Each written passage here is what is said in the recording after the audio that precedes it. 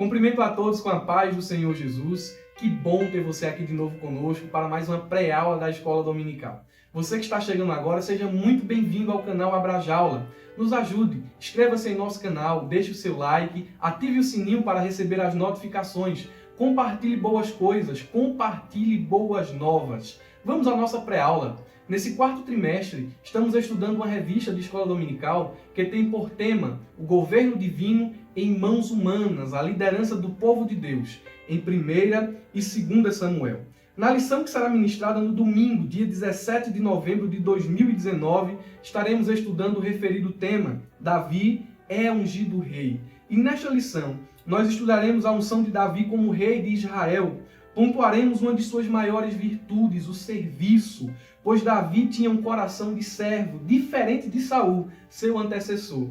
Por fim, nós discorreremos sobre sua coragem e bravura, visto que nunca recuou diante de seus inimigos. Deste modo, nós cumpriremos aqui o ponto central da nossa lição. Acompanhe comigo, que é conscientizar que o propósito da unção é capacitar o obreiro para desempenhar a obra de Deus. Então, pegue sua lição, pegue uma caneta e vamos juntos aqui tocar nos principais pontos da nossa aula hoje. Passando pelo nosso texto áureo, a verdade prática, o ponto central, leitura bíblica em classe, os 3 tópicos aqui abordados pelo autor da lição e, por fim, concluiremos nossa aula juntos. Vamos comigo, lição de número 7, Davi é ungido rei.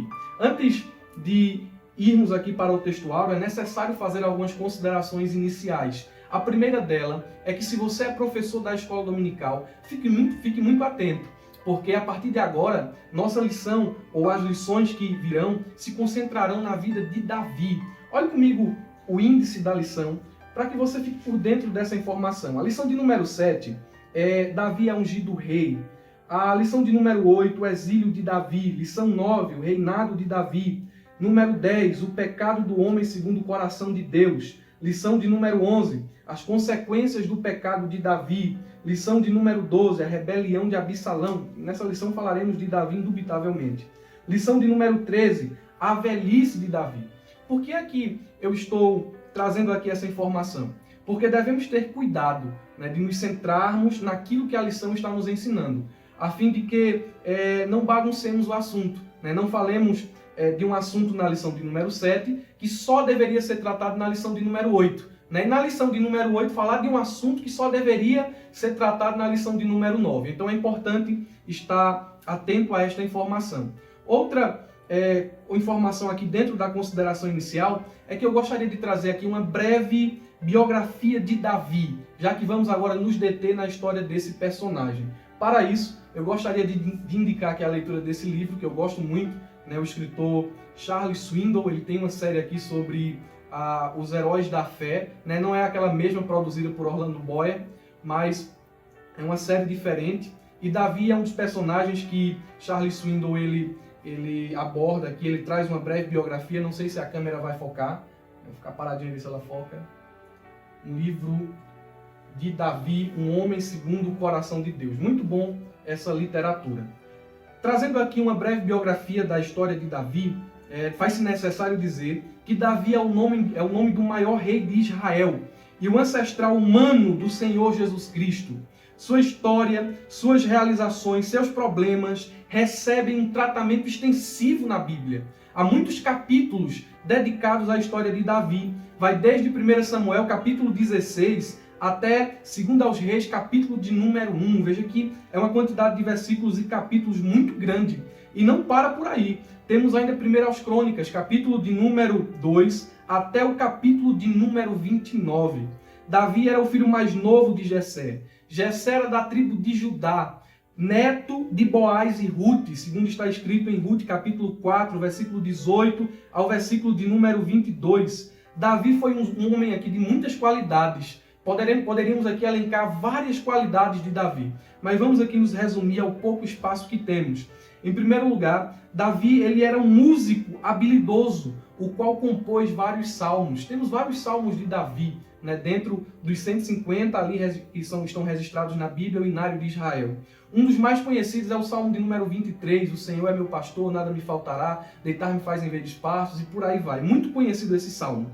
Em segundo lugar, Davi ele foi um zeloso pastor de ovelhas. Em terceiro lugar, Davi foi um grande líder militar. E em quarto lugar, faz-se necessário aqui repetir, Davi ele foi o maior rei de Israel. De modo que todos os reis que o sucederam foram avaliados à luz do exemplo e da vida de Davi. Poderíamos aqui ainda citar que Deus operava claramente em todas as circunstâncias da vida de Davi, que o elevaram da posição de pastor de ovelhas a músico no palácio do rei, de lutar contra animais selvagens, até as suas vitórias sobre os filisteus, de herói nacional a refugiado político. Percebemos que a vida de Davi ela foi marcada por altos e baixos, mesmo depois de sua coroação. Quando Davi foi ungido rei de todo Israel, e a gente só vê isso a partir de 2 Samuel, a gente percebe que Davi teve grandes conquistas. Ele conquistou Jerusalém, ele trouxe a arca de volta. Davi estava vivendo uma vida nas alturas, mas percebemos também que a vida de Davi teve baixas. Quando ele pecou, adulterou, assassinou Urias, vemos os problemas na vida de Davi. Então vemos que a vida de Davi era assim, subindo e descendo. Parece muito com a nossa vida. Nossa vida não é feita só de rosas, não é feita só de mil maravilhas. Há altos e baixos, por mais que caminhemos com Deus. Davi é um homem segundo o coração de Deus. Por mais que a gente seja íntimo de Deus, nossa vida terá altos e baixos. E é isso que aprendemos com a biografia de Davi. Quando olhamos para o Novo Testamento, percebemos que os escritores do escrito sagrado, eles testemunharam sobre a conexão entre Davi e Cristo. Se você ler Mateus capítulo 1, versículo de número 1, você vai perceber que a genealogia de Jesus, ela recua até o filho de Jessé, ou seja, até Davi. Ele, Jesus, é o governante supremo sobre o trono de Davi. É o rei prometido no pacto davídico. É o rei que reina e seu reinado é eterno e se estende até os quatro cantos da terra, até os confins da terra. É uma breve biografia da história de Davi. Você pode pesquisar mais nesse livro que indiquei aqui do Charles Swindoll. Também temos aqui nesse livro Personagens da Bíblia, Quem é Quem na Bíblia Sagrada, do Paul Gardner. E você pode estar adquirindo essas literaturas, elas são baratinhas aí em alguma editora. Vamos aqui ao nosso texto áureo, que nos diz assim, é o primeiro contato com o texto que vai revelar o homem segundo o coração de Deus. 1 Samuel, capítulo 16, versículo de número 13. Vamos ao nosso texto áureo que nos diz assim. Então Samuel tomou um vaso de azeite e ungiu no meio dos seus irmãos. E desde aquele dia em diante, o Espírito do Senhor se apoderou de Davi. Então Samuel se levantou e se tornou a Ramá. Quando lemos 1 Samuel, capítulo de número 16, percebemos uma coisa interessante. Samuel ele não estava no mesmo ritmo, na mesma sintonia de Deus. Ora, Samuel estava atrasado quando lamentava por Saul, quando Deus já tinha virado a página da história. Ora, Samuel estava precipitado quando quis ungir Eliabe como rei. E Deus deu um sinal de alerta a Samuel dizendo assim, Samuel, para aí um pouquinho. Eu não vejo como o homem vê. O homem olha para a aparência, mas eu olho para aquilo que está no coração. Não é Eliabe.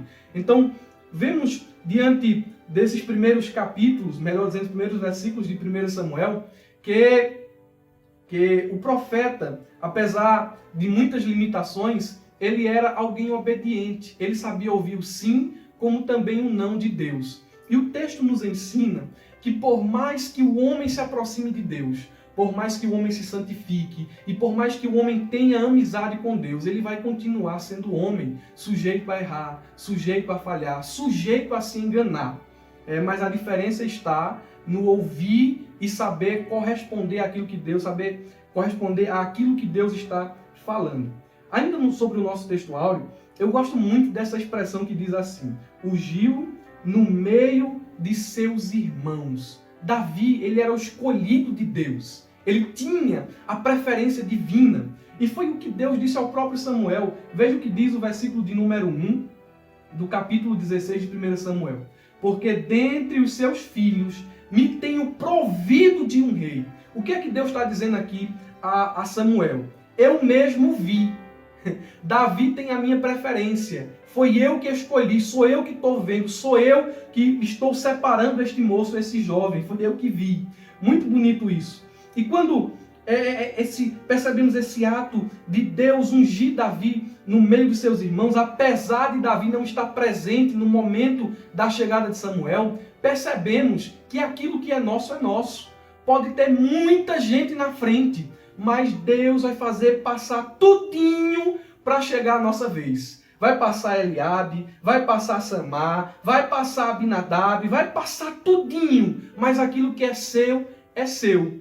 E eu acho interessante porque Flávio Josefo, um conceituado escritor do primeiro século, na sua obra História dos Hebreus, ele, escrevendo sobre esse momento da unção de Davi, ele diz que enquanto Samuel ele ungia Davi, Samuel sussurrava, falava no ouvido de Davi, dizendo assim: você está sendo ungido rei de Israel, ame a justiça, guarde os mandamentos do Senhor, e seu reino será próspero. Sua posteridade será ilustre, e todos os seus inimigos serão derrotados. Sua memória será imortal. Tem muitas promessas de Deus ao nosso respeito, ao teu respeito, que ninguém ouviu, que poucas pessoas sabem, que foram sussurradas aí baixinho no seu ouvido, mas elas estão de pé, elas vão se cumprir. Seja fiel, obedeça a Deus, esteja dentro do centro da vontade de Deus, e eu creio que toda palavra que Deus ele falou ao teu respeito, ao nosso respeito, no tempo certo ela se cumprirá. Vai chegar um momento, um tempo, em que Deus fará a nação conhecer aquilo que Ele tem na minha e na tua vida. Glória seja dada ao nome de Jesus. Aleluia. A nossa verdade prática nos diz assim: o propósito da unção é capacitar o obreiro para desempenhar a obra de Deus com autoridade para vencer os gigantes. Quando nós lemos 1 Samuel, capítulo de número 16, versículo 13 ao versículo de número 14, é dito que o Espírito Santo se apoderou de Davi. Na versão Bíblia Viva, nos diz assim: lhe concedeu grande poder. Mas quando continuamos a leitura e lemos o versículo de número 14, nós tomamos aqui uma nota de que o Espírito Santo deixou Saul. E eu acho importante fazer esse comparativo, porque no prosseguir da narrativa, percebemos os efeitos desse acontecimento mencionado no versículo 13 e no versículo de número 14. Né? Esse momento em que o Espírito enche Davi e deixa Saul. E no caminhar da história, vemos que Saul em primeiro lugar, ele passou a ser atormentado por um espírito mau. Em contrapartida, percebemos Davi tão cheio do Espírito de Deus, que apenas ao tocar a sua harpa, as forças do mal eram afugentadas. Em segundo lugar, sem o Espírito divino, Saul ele se tornou incapaz, ineficaz, se tornou um covarde, um medroso. Entretanto, vemos Davi cheio de ousadia, de coragem e de fé, para vencer o leão, símbolo do diabo, o leão que tipifica o diabo, o urso, símbolo do mundo, e o gigante que tipifica a carne. O crente necessita do poder, da unção e da graça de Deus. Então, isso coaduna com aquilo que está aqui na nossa verdade prática. O propósito da unção é capacitar o obreiro para desempenhar suas funções na obra de Deus com autoridade para vencer os gigantes. Essa expressão de dizer que o Espírito Santo se apoderou de Davi implica dizer, parafraseando mais ou menos assim: Davi, eu estou te fortalecendo, sou eu que estou te guiando, é eu que te ajudo, é eu que te guardo, tu está aqui na minha mão, e eu te pego, te levo para cá, te levo para lá, e tu está aqui bem guardado, na minha mão, ninguém tem poder de te tirar, só te fere se eu permitir, só toca em ti se eu permitir. O Espírito se apoderou de Davi para que Davi realizasse grandes coisas. O nosso ponto central nos diz assim: a unção capacita o obreiro para desempenhar a obra de Deus. Veja que um texto muito similar com a verdade prática. Eles estão aí corroborando um com o outro. Mas aqui no ponto central, eu gostaria de trazer uma exortação. Deus não dirige carro parado. É isso mesmo que você ouviu. Deus não dirige carro parado.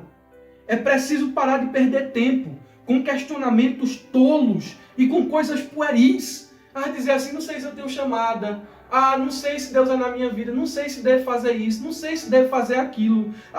Não adianta ser ungido e ficar de braços cruzados, ficar sem fazer nada. Mova-se para Deus. Faça alguma coisa. Estude a Bíblia. Leia, ore, evangelize, visite, contribua. Coloque sua vida em movimento para Deus. E Ele te guiará. É importante dizer isso aqui dentro do nosso ponto central, porque existem muitas pessoas com um chamado de Deus, cheias de promessa, mas elas falham miseravelmente ao caírem na inércia, a esperarem as coisas simplesmente acontecerem, tudo vir direto do céu e ela não tem esforço nenhum, ela não fazer nada. E isso está errado. É necessário esforço, é necessário um sacrifício. Olhe o que está escrito em 2 Timóteo, capítulo de número 2, versículo de número 15. Eu gosto desse texto, porque ele diz assim: procura apresentar-te a Deus como obreiro aprovado. Essa expressão procura-te, na Bíblia Viva, ela diz assim: trabalhe arduamente. Trabalhe arduamente, é necessário pagar um preço. Não, mas ele é ungido, mas ele tem promessa, ele pode ser ungido, ele pode ser o que for, mas tem que ter sacrifício. Tem que ter sacrifício. Todo pensamento, todo conhecimento deve ser levado cativo a Cristo. É aquilo que está em 2 Coríntios, capítulo 10, versículo de número 5. Faça alguma coisa. Deus pode usar o teu conhecimento para a obra dele. Tudo que nós aprendemos pode ser utilizado em prol do reino de Deus. Eu quero aqui deixar um exemplo bem claro. Deus, ele utiliza a colher de um pedreiro tanto quanto o bisturi usado por um médico. Deus se utiliza dos dois. Ele usa o rico, ele usa o pobre.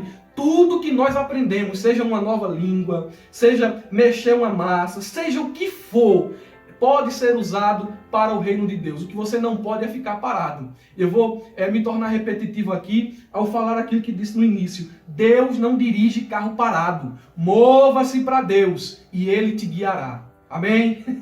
Vamos aqui à nossa leitura bíblica em classe, que está em 1 Samuel, capítulo de número 16. Versículo 1 ao versículo de número 13. Não temos aqui a pretensão de fazer a leitura da leitura bíblica em classe, do texto foco, mas apenas de contextualizá-lo, né? Nós cremos que você está em posse de sua lição, você está acompanhando, você pode pausar o vídeo, fazer a leitura, e nós vamos aqui trazer um contexto desse texto. Vamos lá. Nos capítulos anteriores, nós percebemos que Saul ele perdeu a sua dinastia. Abra sua Bíblia e confira aí em 1 Samuel capítulo 13, versículo do 13 ao 14, a perda da dinastia de Saul. E depois disso, nós percebemos que Saul ele perdeu a sua posição como rei, conforme está escrito em 1 Samuel capítulo 15, versículo 26 ao versículo de número 28. E o capítulo 16 de 1 Samuel é um ponto crítico da narrativa. Aqui a gente está colocando o texto dentro do contexto, é um ponto crítico da narrativa. Tem início aqui nesse capítulo o processo de remoção de Saul e de seu reinado, como também a apresentação do homem segundo o coração de Deus. Porque se você ler os capítulos anteriores, né, Deus já vinha falando: rejeitei Saul, já tenho me provido de alguém, já escolhi um homem segundo o meu coração. E o capítulo de número 16 de 1 Samuel é justamente a apresentação, né, deste homem até então oculto por Deus, ocultado por Deus, né, o homem segundo o coração de Deus. Vamos ao primeiro ponto da nossa lição. O primeiro tópico da nossa lição nos diz assim: Davi, o rei ungido. E dentro desse primeiro ponto, temos 3 subpontos que são: em primeiro lugar, o significado e propósito da unção. Segundo, o simbolismo da unção. E por último, a unção sobre Davi.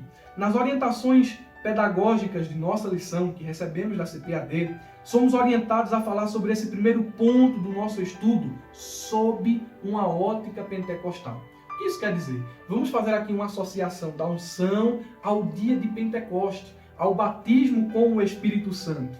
E sabemos que dispomos de um espaço muito limitado para tratar um assunto tão vasto. Contudo, aqui procuraremos ser o mais objetivo possível, né, a fim de, em poucas palavras, tentar esclarecer esse assunto que é de uma importância muito grande na Bíblia. Vamos aqui para algumas definições de unção que estão na própria lição. O autor, o pastor Aziel Gomes, ele foi muito feliz aqui nas colocações, quando ele nos diz assim: a unção no Antigo Testamento destinava-se à separação de alguém para algum ofício. Quem é esse alguém? Esse alguém eram os reis de Israel, principalmente os reis, os sacerdotes. E quando você lê o livro de Levítico, você vai ver que naquele processo cerimonial, o sacerdote ele era ungido, ele era separado, se colocava uma gota de azeite na orelha direita, no polegar direito da mão e no polegar direito do pé. E raramente a unção ela era destinada a alguns profetas. Nesse sentido, o ato da unção, diz o autor da lição, busca mostrar que a pessoa ou objeto, né, objeto aqui no caso dos utensílios do tabernáculo, né, ou objeto, foram ungido especialmente e separado para o serviço de Deus. Ou seja, era uma separação para um serviço. Quando olhamos à luz do Novo Testamento, percebemos que a unção ela toma uma conotação diferente. No Novo Testamento, a unção ela está relacionada a Cristo, como também o derramar do Espírito Santo. Se você ler Atos capítulo 10, versículo de número 38, você vai ter um entendimento melhor daquilo que a unção ela passa a significar no Novo Testamento. Ela passa a simbolizar o derramar do Espírito Santo. Atos 10, 38. Não está na lição, mas você pode notar essa referência que vou falar agora, ou então pode baixar o nosso esboço, nosso subsídio aí na descrição do vídeo. Mais uma referência, 2 aos Coríntios, capítulo de número 1, versículo 21 e 22. Você vai ter essa associação de unção e derramar do Espírito Santo. Quando falamos assim, dessa maneira, lógico que surge na nossa mente o versículo e o capítulo, né, melhor dizendo, de Atos capítulo 2. E os versículos 1, 2, 3, 4 e o versículo de número 5. E eu queria que você abrisse sua Bíblia nesse capítulo e acompanhasse comigo aqui algumas verdades que precisam ser ditas. Essas verdades aqui que vão ser ditas são muito importantes. Você pode notar aí na sua lição ou num caderninho à parte, a fim de que você não seja enganado por muitas pessoas que não comungam da mesma fé. Olha só, o verdadeiro Pentecoste, existe o falso, mas o verdadeiro Pentecoste, aqui à luz de Atos, capítulo de número 2, em primeiro lugar, ele tem algo para se ouvir do céu, porque o texto diz assim: veio do céu um som, então eles ouviram alguma coisa. Em segundo lugar, o verdadeiro Pentecoste, ele tem algo para ver do céu, porque o texto que citamos aqui, Atos 2, diz assim: foram vistas por ele línguas. E em terceiro lugar, o verdadeiro Pentecoste tem algo para repartir, vindo também do céu, porque a Bíblia diz assim, línguas repartidas. Isso aqui é Bíblia, é texto, não é invenção da cabeça de ninguém. E é importante dizer isso aqui, dobre sua atenção para aquilo que vai ser falado aqui. O movimento pentecostal nada tem que ver com o neopentecostalismo e suas manifestações antibíblicas. Não é correto associar o Pentecoste ou o pentecostal tradicional com o neopentecostal, com esse negócio de unção do riso, de cai-cai, de aviãozinho, de colocar piscina dentro da igreja para fazer os 7 mergulhos de Naamã, de pular corda. Isso nada tem a ver com o Pentecoste tradicional, de forma nenhuma. Isso é neopentecostalismo. Então não seja indecente, né? Não seja maldoso fazendo essa associação. Você deve tomar muito cuidado com vídeos aí da internet de pessoas que não acreditam em línguas estranhas, de pessoas que não acreditam na continuidade dos dons e fazem essa associação de forma desonesta, dizendo que os pentecostais são burros. Nós temos aqui vários pastores pentecostais que são muito conceituados, são homens de uma índole impecável, homens estudiosos, homens que são teólogos, como o pastor Walter Brunelli. Eu tenho até uma teologia sistemática dele, que são 4 tomos aqui, muito grande. Pastor Eurico Bergsten, pastor Antônio Gilberto, pastor Ciro Sanges. Temos vários pastores aqui, pentecostais, que são homens sérios, homens da palavra. Então não seja desonesto fazendo associações do pentecostal com o neopentecostal. Por que eu estou falando isso? Porque olha a definição daquilo que é Pentecoste. Pentecoste é receber poder de Deus para testemunhar, ousadia para pregar, autoridade para evangelizar. O verdadeiro movimento pentecostal, ele é missionário, ele ora por missões, ele contribui para missões, ele promove missões. E aqui eu vou falar de casa, né? Eu sei que existem muitas igrejas sérias que são pentecostais, mas eu vou falar de casa. A Assembleia de Deus é uma igreja pentecostal que respira missão, nasceu, é fruto de missão, ora por missão, contribui com missão, promove com missão. Isso é Pentecoste. Isso é Pentecoste. Em segundo lugar, há uma outra verdade aqui que precisa ser dita. Uma das marcas do Pentecoste bíblico é o batismo com o Espírito Santo. E batismo com o Espírito Santo é um revestimento, é um derramamento de poder do alto, com evidência física inicial de línguas estranhas, seja desconhecida para quem fala, xenolalia, ou seja desconhecida para quem fala e para quem ouve, né? A glossolalia, necessitando-se de um dom espiritual de interpretação. Podemos aqui ainda dizer que essas línguas, elas são distribuídas conforme o Espírito Santo as concede. Eu sei que tem muita coisa para se falar aqui dentro dessa segunda verdade, né? Fazer uma exegese de Atos capítulo 2, de 1 Coríntios capítulo 14, mas não dispomos de tempo suficiente para isso. Estamos aqui apenas passando rapidamente sobre essa verdade. Uma vez eu fui questionado, questão de línguas estranhas, e a pessoa que estava me questionando, estava dizendo que línguas estranhas são línguas aprendidas, né? São línguas que você pode aprender. E nós não cremos assim. Aí eu disse, eu até disse a essa pessoa, mas tu lá tu falava em línguas estranhas, tu era batizado com o Espírito Santo. E essa pessoa, na sua apostasia, ela disse assim, tá bom, mas eu era produto do meio. Eu escutava as pessoas falando e falava também. Aí disse a ela de uma experiência muito bonita que eu tive em um dos sítios que eu cooperava aqui na igreja, na direção da escola dominical. Quando em uma escola dominical, uma surda de nascença falou em línguas estranhas. E meus irmãos, ela não escutou, ela não ouviu ninguém falando. Como é que ela pode ser produto do meio? E ela falou igual a uma pessoa que tinha audição boa. Então, não existe esse negócio de ser produto do meio. Batismo com o Espírito Santo é uma doutrina bíblica. Em terceiro lugar, uma verdade que precisa ser dita aqui ainda, é que como nós podemos receber o batismo com o Espírito Santo?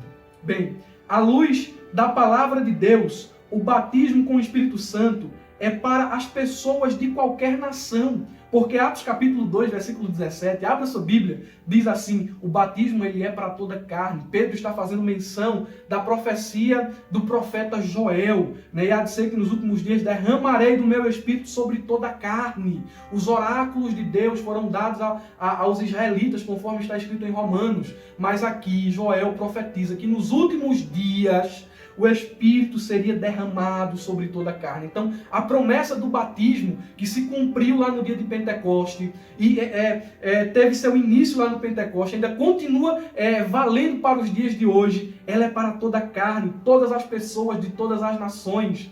A promessa do batismo com o Espírito Santo é para ambos os sexos, porque Atos capítulo 2, versículo 17, fazendo menção da profecia de Joel, diz assim, vossos filhos e vossas filhas, homens e mulheres, de qualquer idade, porque o texto diz assim, jovens e velhos. E também Atos 2,18 diz que o batismo com o Espírito Santo é para todas as classes sociais, para o rico, para o pobre, para o negro, para o branco, para o pardo. Diz assim, os meus servos e as minhas servas. Aleluia! Glória a Deus. E conforme Atos capítulo de número 1, o batismo com o Espírito Santo, ele deve ser buscado com perseverança. Porque a Bíblia vai dizer que eles perseveraram naquilo que Jesus falou. Fiquem em Jerusalém até que do alto sejam revestidos de poder. E eles perseveraram na oração. O batismo deve ser buscado com perseverança, deve ser buscado com oração, e ele deve ser buscado em obediência a Cristo e em comunhão com os irmãos. Porque Atos capítulo 2, versículo de número 1, diz assim: cumprindo-se o dia de Pentecoste, estavam todos reunidos no mesmo lugar, estavam em comunhão, estavam juntos buscando o poder do céu. O nosso principal objetivo em fazer essa breve exposição, muito breve, há muita coisa a ser dita, mas o objetivo aqui em fazer essa breve exposição é afirmar que o crente, ele precisa ser ungido com o Espírito Santo, pois o êxito em fazer a obra de Deus não depende de recursos meramente humanos, mas de poder do céu. É aquilo que está escrito em 1 Coríntios, capítulo de número 2, versículo 4. Paulo diz assim: eu não vi a vocês aqui somente com palavras de sabedoria humana, mas eu vi foi com o poder de Deus. Então o crente precisa orar, pedindo essa dádiva do céu, esse presente do céu, que é o batismo com o Espírito Santo. O segundo tópico da nossa lição nos diz assim: Davi, o rei que era servo. E dentro desse ponto aqui do nosso estudo, aprenderemos sobre essa grande qualidade de Davi. Ele tinha um coração de servo, ele servia. Davi, ele foi ungido, mas não abdicou de suas responsabilidades. Ele continuou cuidando das ovelhas. Ele continuou servindo a Saul no palácio como músico. Mas ele não era ungido, ele não tinha promessa. Davi, ele não foi separado por Deus para ser rei, estava cuidando de ovelhas. Muita gente tem uma ótica errada das coisas. Mas o fulano de tal tem chamada e está ali limpando o banco. Fulano de tal tem chamada e está ali limpando o chão. Fulano de tal tem chamada, mas está pegando cadeira. A gente deve aprender com este exemplo de Davi, um exemplo de ser servo. Tem muita gente que tem chamada de Deus, que tem promessa de Deus, mas ainda não chegou o tempo da promessa acontecer. Enquanto a promessa não acontece, vai aí pegando cadeira, vai aí limpando o chão, vai aí fazendo a obra de Deus, vai servindo, e mesmo depois que a promessa acontecer, continua servindo também. Porque quando olhamos para a vida de Davi, aprendemos essa grande lição, que a serventia, ela não deve ser algo que fazemos, mas deve ser algo que somos. Olha que coisa bonita.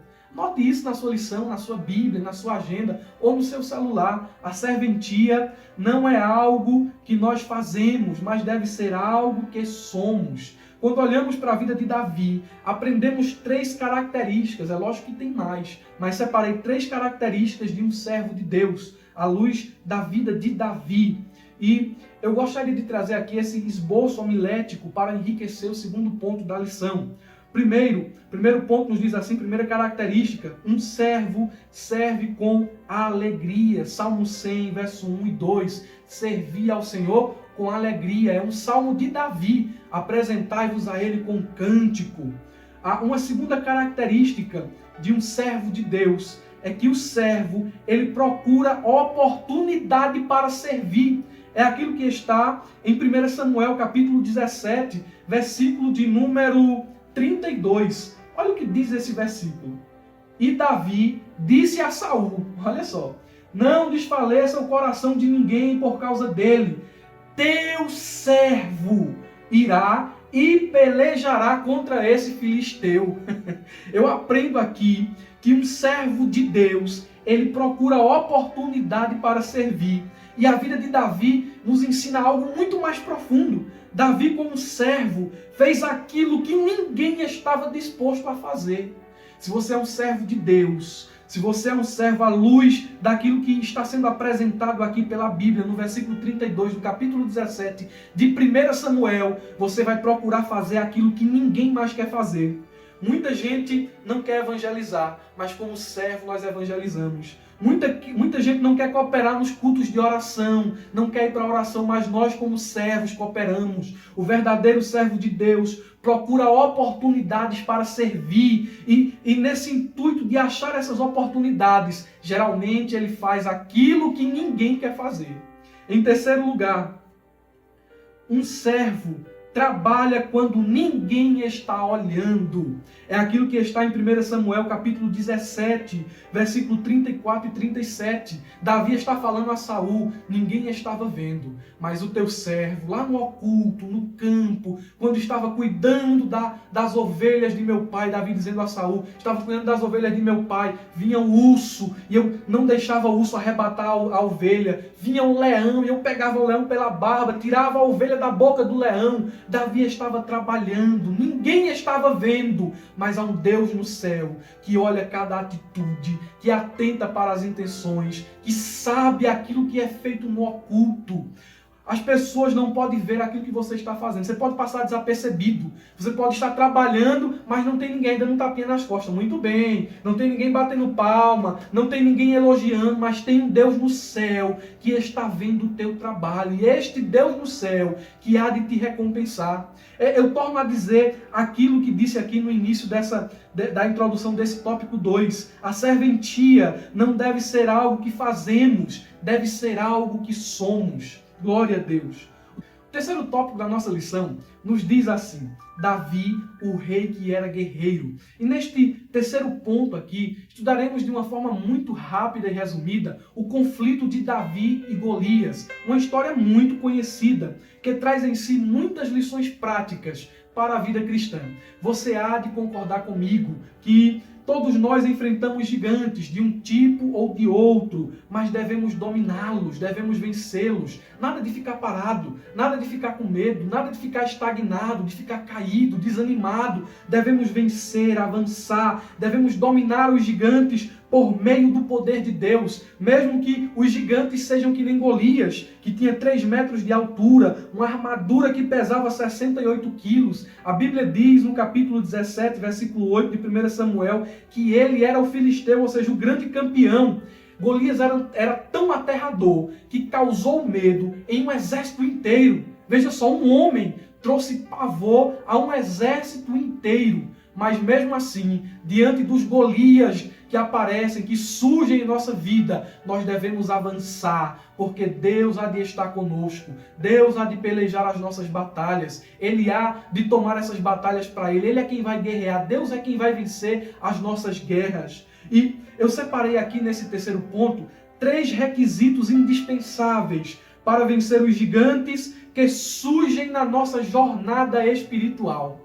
Eu gostaria aqui de trazer aqui o primeiro requisito, a primeira verdade que você deve ter em mente quando for enfrentar esses gigantes que vez ou outra surgem em nossa vida.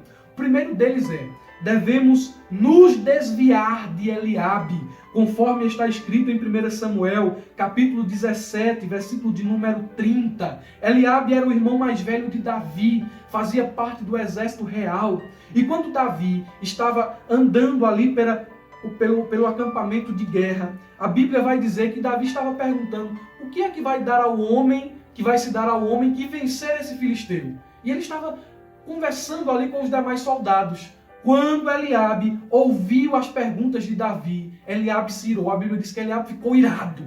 E Eliabe desprezou Davi, rebaixou Davi apenas a um cuidador de poucas ovelhas. O mesmo ainda também questionou as intenções de seu irmão caçula, chamando-o de presunçoso.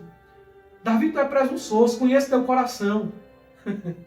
E meus irmãos, o diabo sempre vai ter alguém para dizer que algo não pode ser feito. O diabo vai ter sempre alguém para dizer que não vamos conseguir, que nada vai dar certo, que você vai perder, que você vai fracassar. E a gente precisa fugir dos Eliabes que nos rodeiam. Quantas vezes você já não desistiu, você já não parou por conta de uma palavra?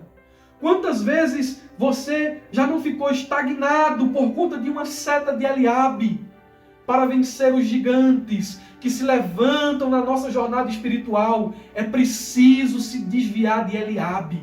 É preciso cortar os laços com Eliabe. Tem gente que coaduna, que anda, que caminha com pessoas que só colocam elas para baixo, que só dizem que elas não vão conseguir. É tempo de cortar esses laços. É tempo de deixar Eliabe para trás. Vai para lá, Eliabe. Ah, tu não vai conseguir não, não vai dar certo não, tu é Eliabe, sai daqui, não faz parte mais do meu rol de amizade. Devemos nos desviar de Eliabe. Em segundo lugar, devemos recusar as táticas e armas de Saul. Porquanto quem está longe de Deus, Saul era um rei desviado. Quem está longe de Deus só pode conduzir os outros ao fracasso espiritual. Imagine Davi, aliás, imagine Saul dizendo a Davi: olha, tu vai conseguir, se tu fizer assim, assim, assim. Se o conselho dele fosse tão bom, por que ele não foi lá e fez? Por que ele não foi lá e venceu o gigante? Se as armas de Saul, a armadura de Saul eram tão boas, por que Saul não as vestiu e foi enfrentar Golias? Imagine comigo Saul dando ali conselhos a Davi, preparando Davi para a batalha com as mesmas armas de Golias. Ah, Golias tem um capacete, toma aqui, Davi, o capacete. Golias tem uma couraça, toma aqui, Davi, uma couraça. Golias também tem uma espada, aqui, Davi, a espada, segura a espada também. Quando Davi pegou, ficou todo ali, eu não consigo andar com isso aqui, não consigo me mover com isso aqui. Meus irmãos, o crente, ele não vence o mundo imitando o mundo. Preste atenção nisso. O crente não vence o mundo imitando o mundo. Golias tinha uma armadura, mas não era toda a armadura de Deus. E o triste é que Saul, nos dias de hoje, de uma forma figurada, de uma forma aplicativa aqui, Saul, nos dias de hoje, ainda continua dando conselhos. Saul, nos dias de hoje, ainda continua vestindo crentes com sua armadura. E sabe qual é o resultado dessa investidura, desse investimento de Saul? É o fracasso espiritual de quem segue seus conselhos e de quem usa as suas táticas. É preciso recusar as táticas e as armas de Saul. Em terceiro lugar, outro requisito indispensável para vencer os gigantes é que nós devemos ter uma fé inabalável em Deus, mesmo diante das impossibilidades. A 1 Samuel capítulo 17, versículo 43 ao 45, a Bíblia vai dizer que Golias desprezou Davi. Golias desprezou Davi. O próprio irmão, a família de Davi, não acreditou na vitória de Davi. O próprio exército olhava para Davi de uma forma desconfiada.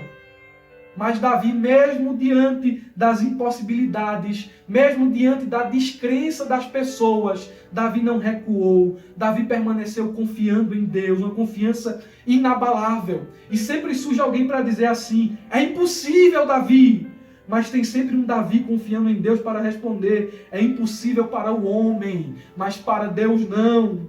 Não vai dar certo, Davi. Vai, porque Deus está comigo. Aleluia. Olha, Davi, ele é maior do que tu. Mas Davi, que está confiando em Deus, diz: ele pode ser maior do que eu, mas aquele que está comigo é maior do que ele. Aleluia. Ele é um guerreiro experiente, Davi. Golias é guerreiro desde menino, tu é só um cuidador de ovelhas. Mas Davi pode responder: o meu Deus é o Senhor dos exércitos e Ele vai me dar vitória contra esse filisteu. A situação pode ser impossível, o Golias pode ser enorme, pode ser grande, pode causar medo, mas aquele que está contigo te fortalece, aquele que está contigo te dá vitória. Glória a Deus. E concluindo a nossa lição, eu posso aqui dizer na nossa conclusão que o versículo que está em Mateus capítulo 25, versículo 21, ele ilustra muito bem a vida de Davi quando diz assim: muito bom, muito bem, servo bom e fiel, foste fiel no pouco, no muito te colocarei. Ilustra muito bem a vida desse personagem que estamos estudando. Um pastor de ovelhas que virou rei de Israel. Foste fiel no pouco, no muito eu estou te colocando, Davi. Glória a Deus. Aleluia.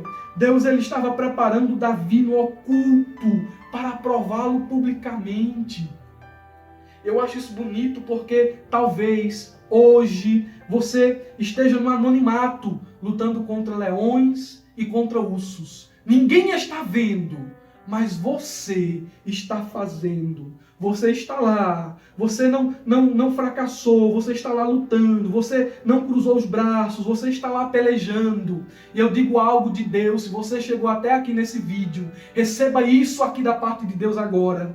Chegará um dia em que o Senhor te apresentará a esta nação como uma tocha acesa, como um homem cheio do Espírito Santo, uma mulher cheia do Espírito Santo, e todos saberão as maravilhosas promessas que Deus te fez. Deus vai colocar aquilo que Ele falou contigo em oculto, em evidência, quando Ele começar a cumprir as promessas que Ele tem na sua vida. Glória seja dada ao nome de Jesus. Assim nós chegamos ao final de mais uma aula, de mais uma pré-aula da nossa escola dominical. E eu gostaria de mais uma vez lhe pedir aqui, se inscreva em nosso canal, ative aí o sininho para receber as notificações. Deixe o seu like, compartilhe boas coisas, compartilhe boas novas e fique na paz do Senhor Jesus. Amém.